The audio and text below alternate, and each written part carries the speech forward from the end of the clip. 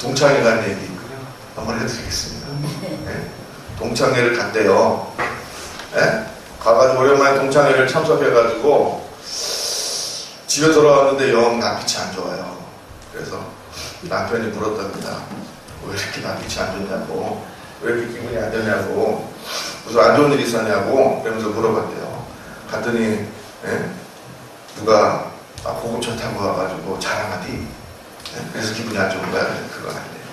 아니면 명품 옷이나 백을 들고 와서 자랑하디, 그것도 아니에요. 그러면은 뭐 아들이 잘 돼가지고 용돈을 많이 줬대? 응? 아들이 잘 나간대? 그래서 자랑해? 그래서 그것도 아니에요. 왜요? 미리 웃을 수 있는 걸 하면 안 되는데 그것도 아니에요. 그러면은 손자가 서울에 들어갔대? 그래서 자랑해? 그렇게 물어봤는데 그것도 아니에요.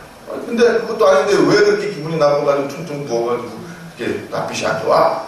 그랬더니 그 부인이 그랬더니 뭐라 그러냐면은 글쎄 나가보니까 나만 남편이 있지 뭐야. 우리가 뭐 우스갯소리로 이런 얘기 하고 뭐 옛날에 뭐 비슷한 얘기도 있었습니다. 병원에 갔는데 눈이 퉁퉁 부어서 남편이 들어왔는데 그 얘기 아세요? 연령별로 눈이 퉁퉁 부은 퍼렇게 먹는 이유가 하나씩 있었는데 70대는 그렇다면서요. 왜 이렇게 눈이 퉁퉁 부었어요? 그러니까 아침에 눈 떴다고 마누라가 옆에서 때려서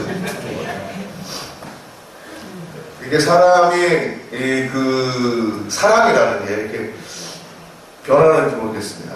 근데 우리가 그냥 웃는 얘기로 하는 건지 모르겠지만은 사랑이란 무엇인가 이거에 대해서 정의를 내리자고 한다 그러면은 수만 가지 이야기로 우리가 정의를 내릴 수 있을 것 같습니다. 이 킴 카잔이라는 뉴질랜드 출신의 여류 만화가가 있어요. 그 여류 만화가가 사랑이란이라는 제목으로 그림 그린 거 혹시 기억하세요? 아마 기억하시는 분들도 있을 겁니다.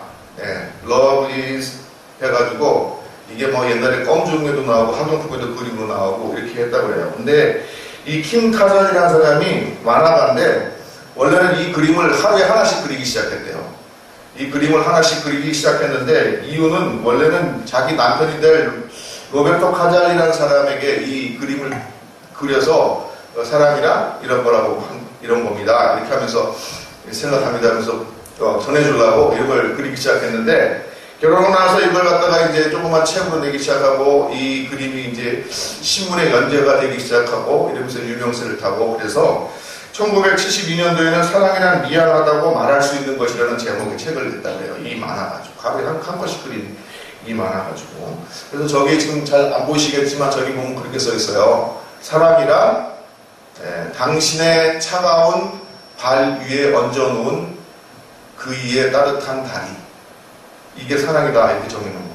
그 다음에 사랑이란 함께 미래를 바라보며 잠자리에 드는 것.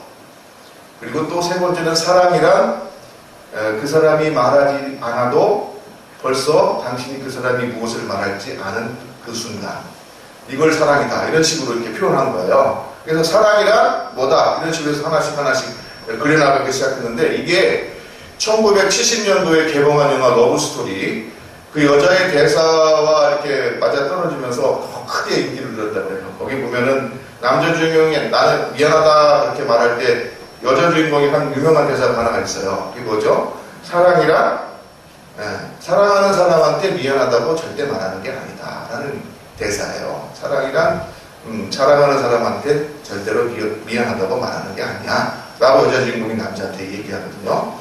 그 영화의 그 명대사하고 맞물려 가지고 72년도에 발간한 책 사랑이란 미안하다고 말할 수 있는 것 이라는 제목의 책.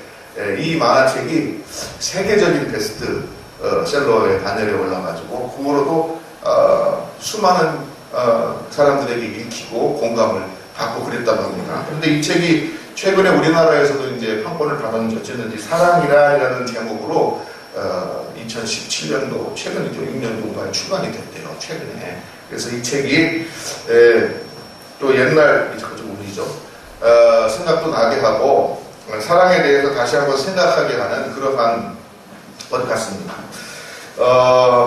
독일의 대문호 괴테라는 사람이 있는데 이 사람이 7살 연상의 슈타인이라는 여자를 사랑을 했대요. 그래가지고 그 여자한테 1,500통, 무려 1,500통이나 되는 편지를 써서 보냈는데 그 중에 사랑이라는 제목의 시에서 다음과 같이 적었다고 합니다. 우리들은 어떻게 태어나는가? 그것은 사랑 때문에. 우리들은 왜 좌절하는가? 사랑이 식어지기 때문에. 우리들은 무엇으로 성장하는가? 사랑의 힘이 있기 때문에. 우리들은 무엇으로 사랑을 알 수 있는가? 다른 사람의 사랑 때문에. 우리들을 잠 못 들게 하는 것은 무엇인가? 사랑의 감동 때문에. 우리들을 하나 되게 하는 것은 무엇인가? 사랑의 온기 때문에 라고 썼다고 합니다. 역시 문학가답게 아주 사랑에 대해서 감동 있는 그런 편지를 쓴 것 같습니다. 그런데 세상에 어떠한 사랑의 연애 편지보다도 가장 장대하고 오랜 기간 쓰여진 사랑의 편지가 뭔지 아십니까? 바로 여러분들이 날마다 들고 다니는 성경 말씀입니다. 성경 말씀 66권 1189장에 걸쳐서 3만여 절에 달합니다. 이 3만여 절에 달하는 이 성경 말씀은 학자들이 수천 년 동안 수많은 사람들에 의해서 구전으로 혹은 기록에 의해서 작성된 것이다. 이렇게 말을 하고 있습니다. 그 의미는 무엇인가?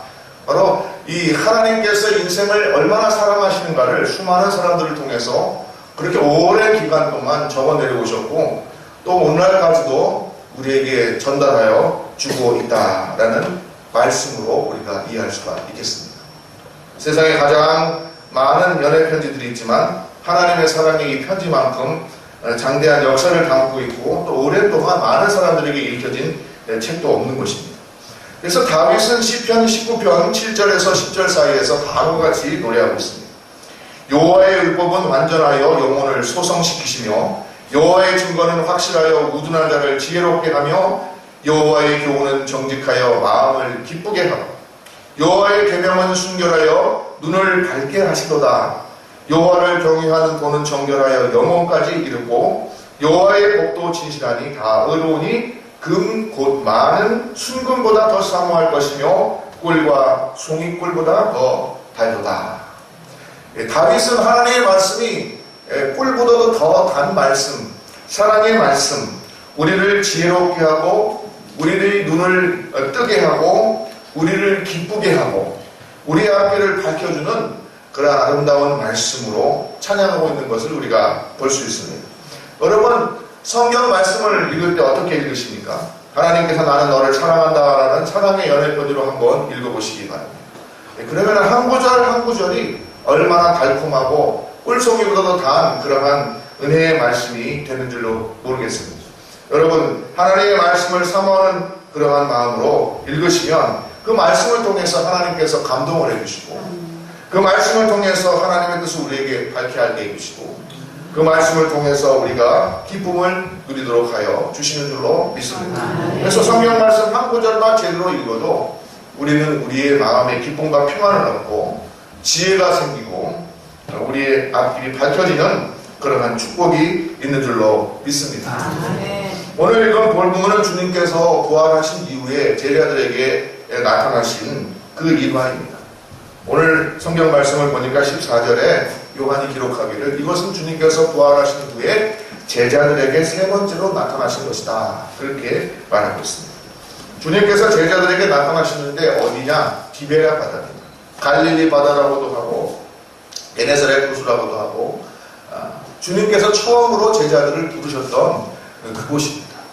그곳에 지금 누가 있습니까? 바로 베드로와 그 친구들이 옛날처럼 그곳에서 고기를 잡고 있었습니다. 그들은 누구입니까? 예수님께서 살아계실 때 3년 공생애 동안 예수님을 가장 가까운 거리에서 쫓아다니던 제자들인 것입니다. 주님께서 가이사랴 빌립보로 가는 길에 사람들이 나를 누구라 하느냐 이렇게 물어보실 때 베드로는 주는 그리스도시요 살아계신 하나님의 아들이십니다 라고 고백했던 사람. 얼마나 큰 축복인지 알 수 없습니다. 살아계신 하나님의 아들 그리스도 나의 구주가 되십니다 라고 고백했던 그 베드로입니다. 그리고 주님께서 이제 내가 십자가에 죽고 다시 살 것이라고 말씀하셨을 때 베드로는 뭐라고 말했습니까?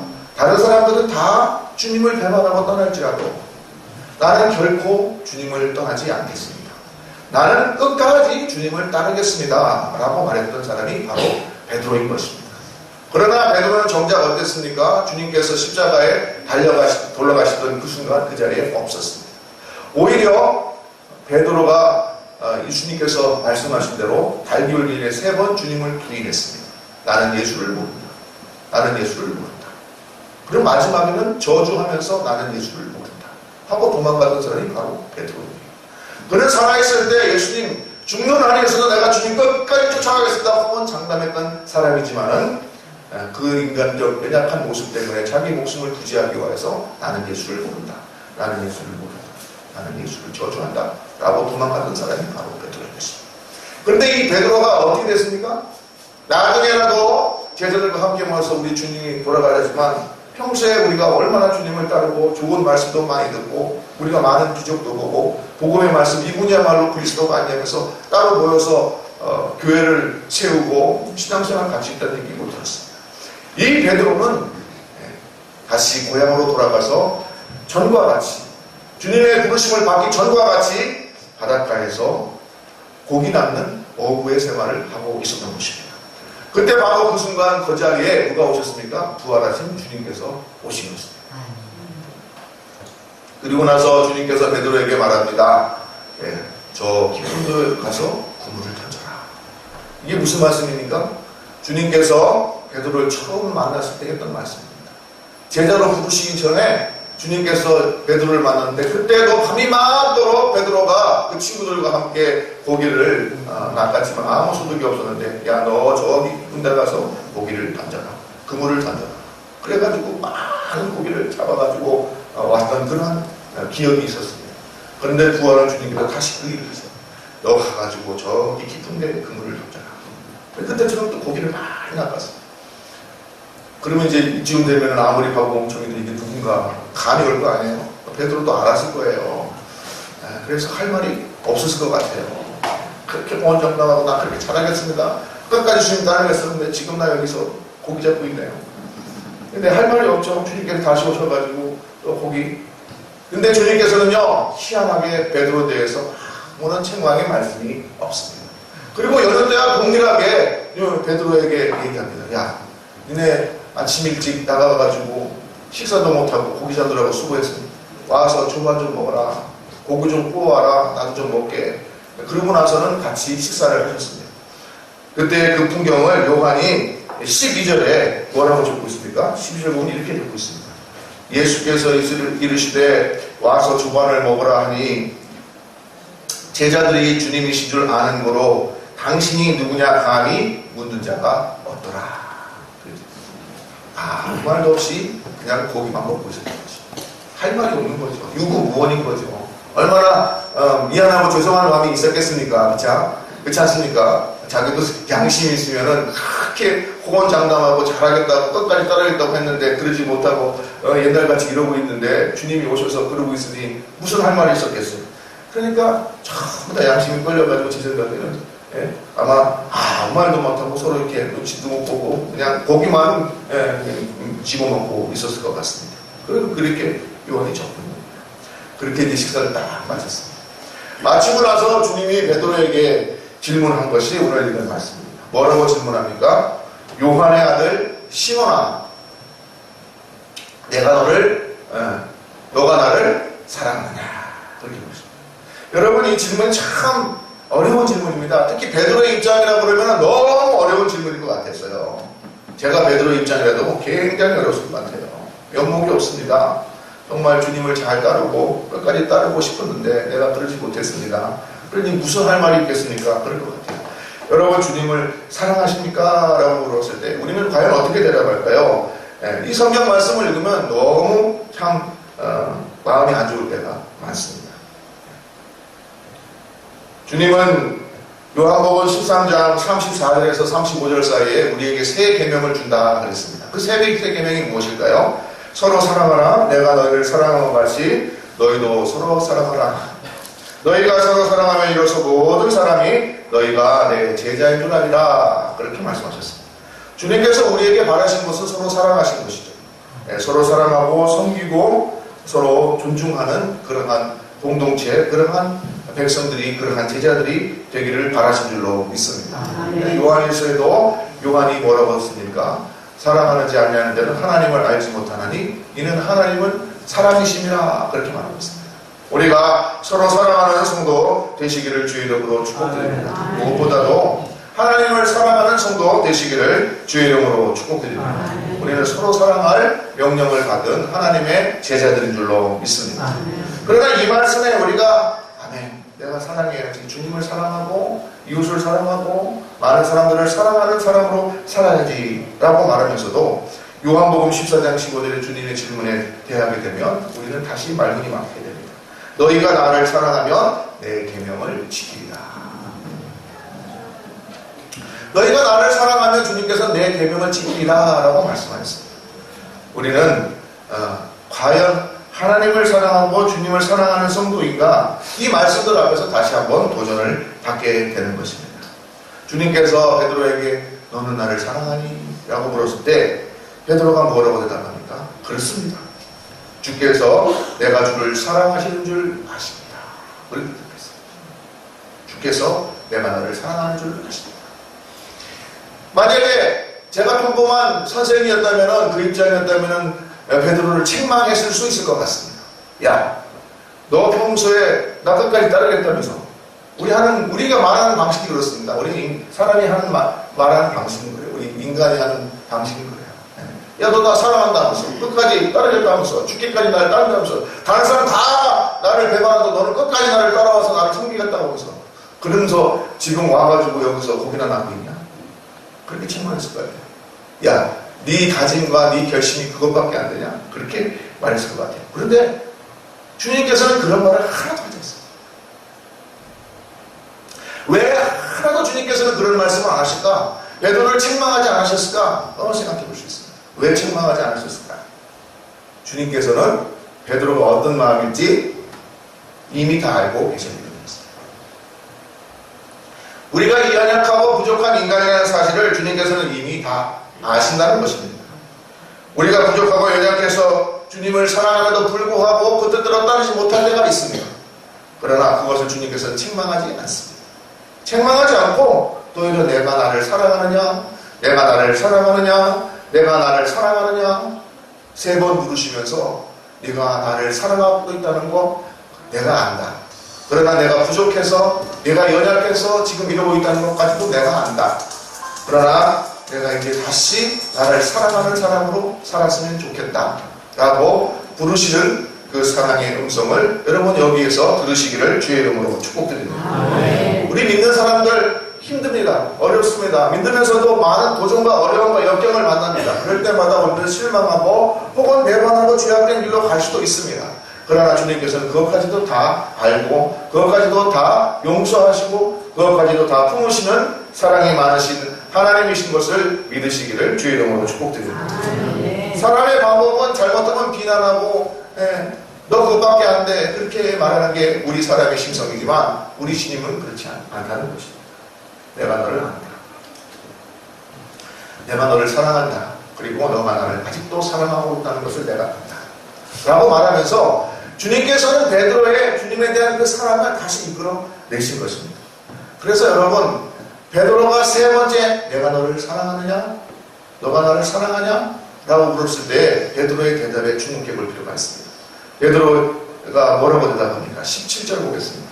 3번째 이르실 때 요한의 아들 시몬아 내가 나를 사랑하느냐? 하시니 주께서 3번째 내가 나를 사랑하느냐?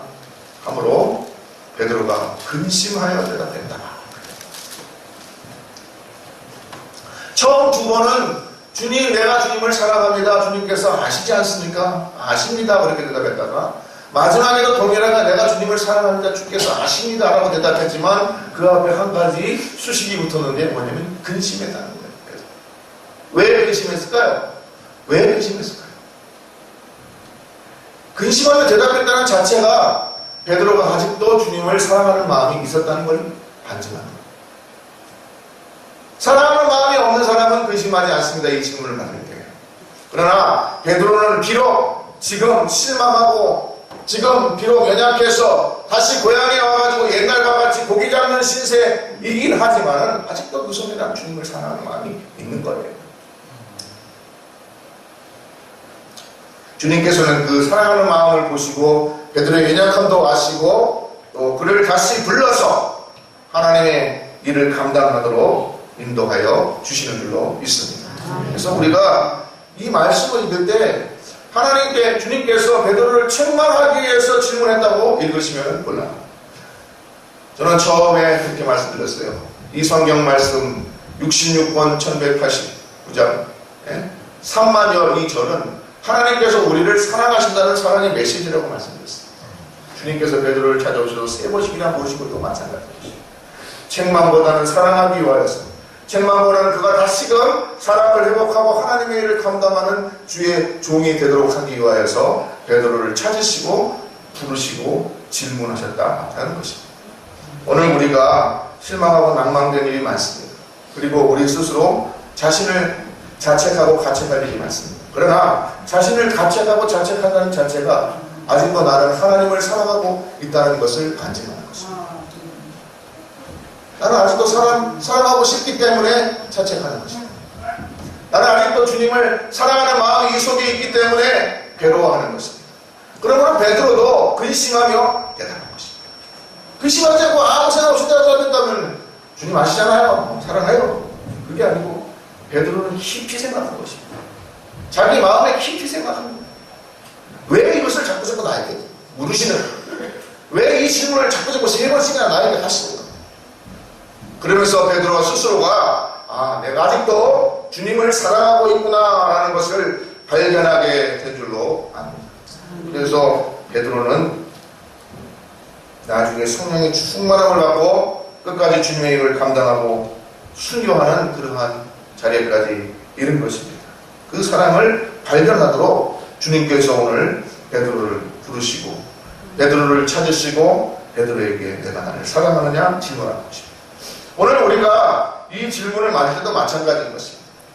이 질문을 하는 것은 여러분을 책망하기 위한 것이 아니라 여러분 속에 있는 주님에 대한 조그만 사랑을 다시금 발견하고 하나님을 사랑하고 이웃을 사랑하는 자로 계명을 지키고 열매 맺는 자로 살도록 주님께서 부르신다고 생각합니다.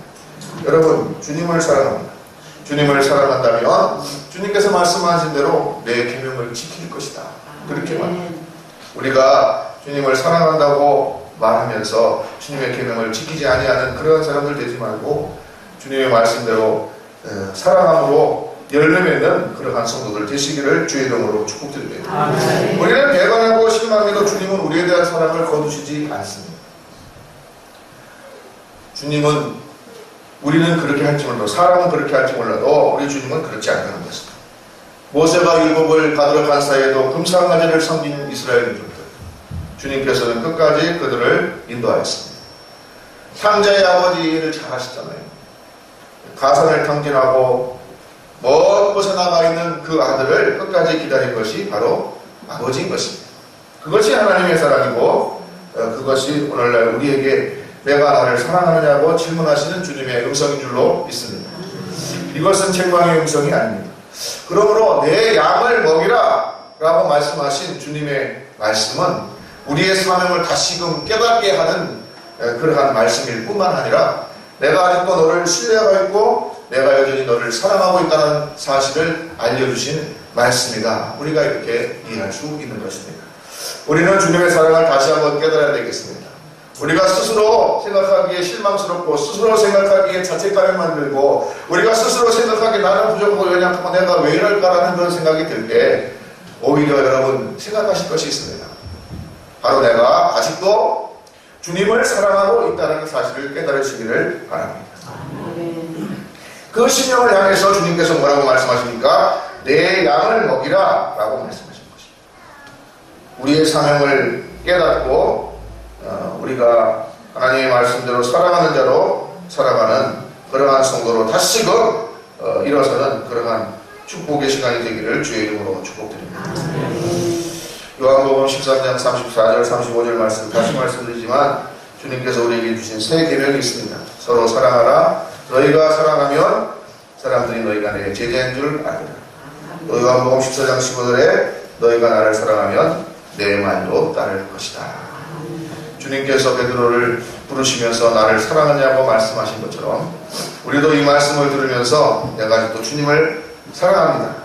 주님께서 나가 주님을 사랑하는 줄 아시나이다 고백하고 주님의 말씀을 따라 사는 거룩한 성도들 다 되시기를 주의